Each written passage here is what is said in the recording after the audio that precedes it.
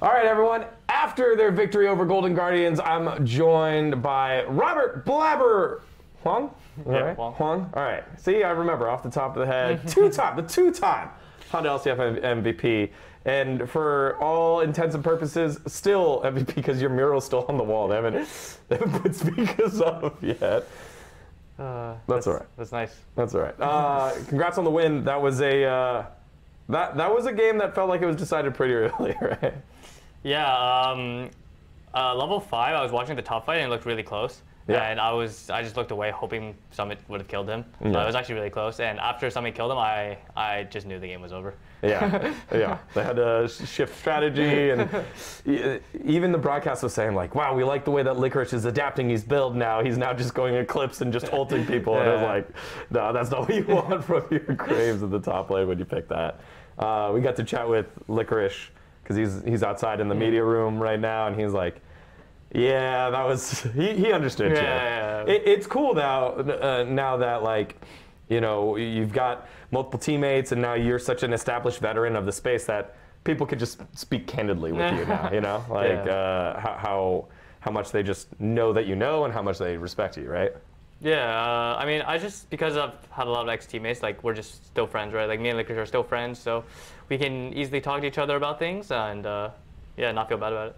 When it came to, you know, I don't know, maybe I missed this, but when it came to this roster moving around, right, and coming together, you and Fudge being those centerpieces, I feel like there had to be a lot of movement around for you. What was that kind of like, those moments like for you as the roster was coming together and different ones were being whispered back and forth? Yeah, so at the time I didn't realize we were going to have Fudge mid lane, like at the beginning, right? That was not initially the plan. We were looking at a lot of different options, but when Fudge brought up going to mid lane and Jug brought it up to me, I honestly was concerned at the beginning. I wouldn't say against it, but like I was like, hey, are there other options? Like, is there better options besides Fudge going mid? And they were like, no, like we're gonna.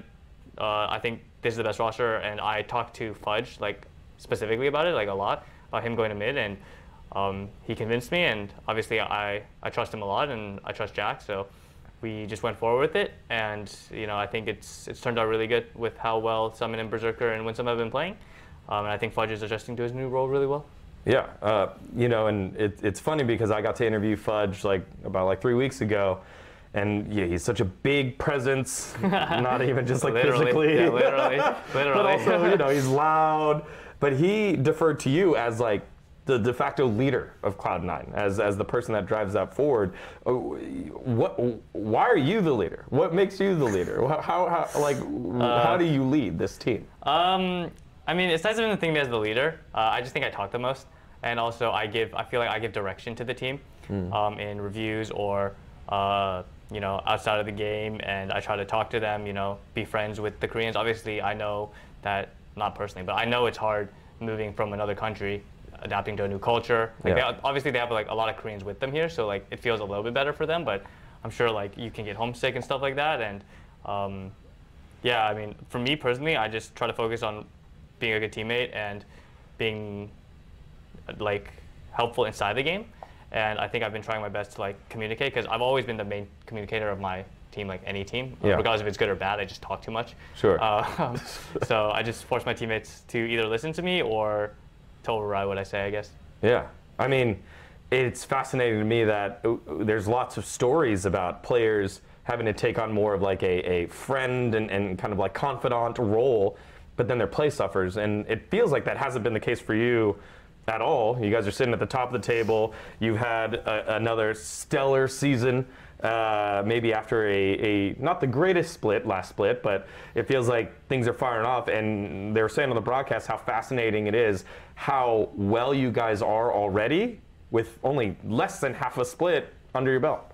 Yeah, I definitely think that as the time goes on, we're going to be a lot better, because a lot of our mistakes right now, not a lot, but like there's a decent amount of our mistakes that are communication related, and it's like someone thinks that we meant something else when we didn't.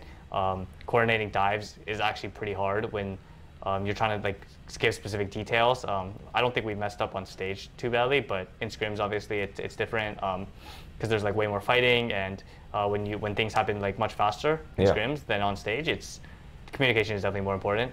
So I think as time goes on, we're going to be much better.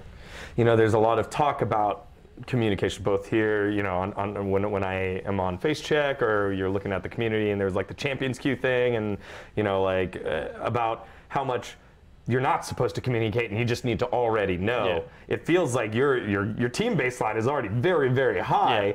So what are some of those specific communication things, like when you're trying to coordinate a dive that is difficult? Like, is it like, what is it?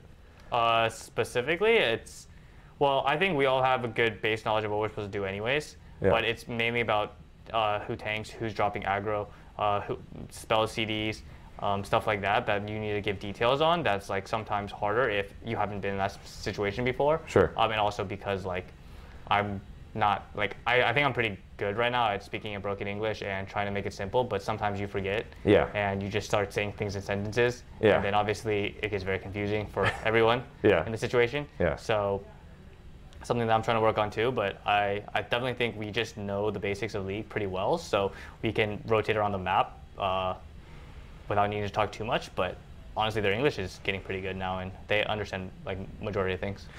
Speaking of basics of League, a pretty big basic is the 2v2 mid-jungle synergy. And there's been a couple times here where we've seen Fudge kind of like either miscalculate or not exactly know some of the limits of the champion. When that happens, what is your reaction? How do you normally react to that in a game? When Fudge makes a mistake, you mean? Yeah, like a one where it's like, oh, well, okay, like, you know, it seemed like a more simple mistake. I don't know.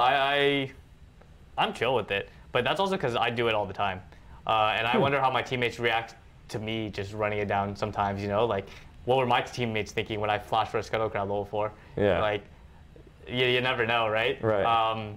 So. I'm totally fine with mistakes that happen. It's just like Fudge is, as a player and person, he's very receptive to feedback and he's very critical of himself. So it's really easy for me to bring up things to him like, hey, like, why did you do that? You're just griefing the game. Or like, why didn't you help me? Or whatever. And anytime I bring something up to him, it's always it's a good talk instead of like an aggressive talk, which actually happens a lot in teams where like if you give poor feedback, they'll get aggressive. And I think that's a quality that he has that's really nice. Well, you know, if you are ever curious, we know we have that Twitter thread of all your mid laners going back and flaming you. I think it was Fudge, and then Niski, and then Jensen hopped in as well. When you saw that, how did that make you feel? They just missed me. I don't know. Like they missed me, so they need to shit talk me so that they can feel better. Yeah, that's definitely. I love the way that you're rationalizing this one. This is a good one. Closing it out, you know, we go back to the 2017 Scouting Grounds draft, right? It's almost five years now. Since your career officially started, I would say, when you got picked up by Cloud9. When you go back and look at that draft, do you think there was something special about a lot of those players that were there at that time? Because a lot of those guys are the ones that are now getting their shot or, you know, putting in work in the LCS. Yeah, I mean, I'm not sure. I feel like, I don't know if it's like me or what's going on with the league scene in general, but I felt like there was a lot more talent back then, and that they were getting discovered, and maybe there is talent now that's just not being discovered, but back then it felt like there were so many good players that are coming out and that were being impressive, and it feels like now it's like, in my opinion, the last couple of scouting rounds have been like piss scouting rounds, like player quality wise. So I'm not sure exactly, but I definitely think there was a lot more talent back then. Yeah, I think it's definitely a little bit more procedural because of the academy system and the amateur system. So like, if there were undiscovered talent, they're at least in the system already, which is why they probably don't show up in Scouting Ground. But like that draft class, I just think about it all the time. I'm like, there's like 5 or 6 guys that got their LCS shot and have the talent and showed up. And then I think CLG drafted an Nintendo dude at the end. Yeah, that was a good pick. That was a good pick. That was a good pick. Right? All right, man. Well, thanks for the chat, going down memory lane and being honest and keeping keeping your fans up to date. Where can do you have any final words for fans? You can say it to that one over there. Yeah, thanks for supporting us, guys. I really appreciate it personally, and I think we're going to do really well and hopefully go to MSI.